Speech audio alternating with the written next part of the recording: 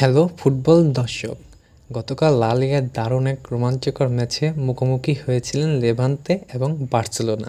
বার্সেলোনার এটি away match ছিল। ম্যাচের শুরু থেকেই দুই দল আক্রমণাত্মক ফুটবল খেলতে শুরু করে। বার্সেলোনা অ্যাটাকিং মোডে থাকলেও লেভান্তে থেকে থেকে যে তাদের কাউন্টার অ্যাটাক দিচ্ছিল, বার্সেলোনা তাদের হাইলাইন ডিফেন্সের জন্য তা সামলে উঠতে পারছিল না। 15 মিনিটেই গোল খেয়ে বসে লেভান্তের কাছে।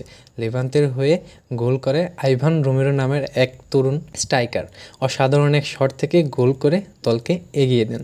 45+7 মিনিট এক্সট্রা অতিরিক্ত টাইমে পেনাল্টি থেকে যে মোরলাস গোল করে লেভান্তেকে 2-0 গোলে এগিয়ে দেন এবং কি পেনাল্টিটি কনসিড করেন বালদের জন্য। বালদে একটি ডিফেন্সিভ সেভ দিতে গিয়ে তার হ্যান্ডবল হয় এবং এটি ভিআরের মাধ্যমে চেক করে পেনাল্টি দেওয়া হয়।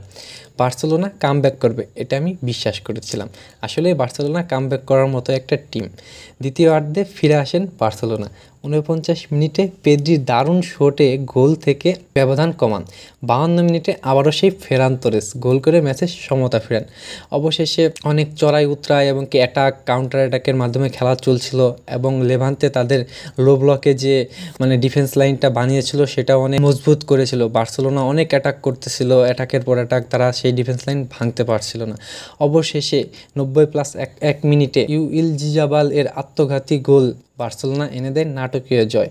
ফাইনাল স্কোর দাঁড়ায় লেভান্তে 2, বার্সেলোনা 3। এবং কি ম্যাচ শেষে হান্সি ফ্লিক কোচ মন্তব্য করেন, আজকের ম্যাচে আমরা প্রথমার্ধে চাপের মধ্যে ছিলাম, কিন্তু খেলোয়াড়দের বিশ্বাস ও প্রতিজ্ঞায় আমাদের জিতিয়েছে। এই জয় আমাদের দলীয় মানসিকতা আরও শক্তিশালী করবে। সো ধন্যবাদ সবাইকে। আমাদের আলোচনা ভালো লাগলে লাইক ও সাবস্ক্রাইব দিয়ে আমাদের পাশে থাকবেন।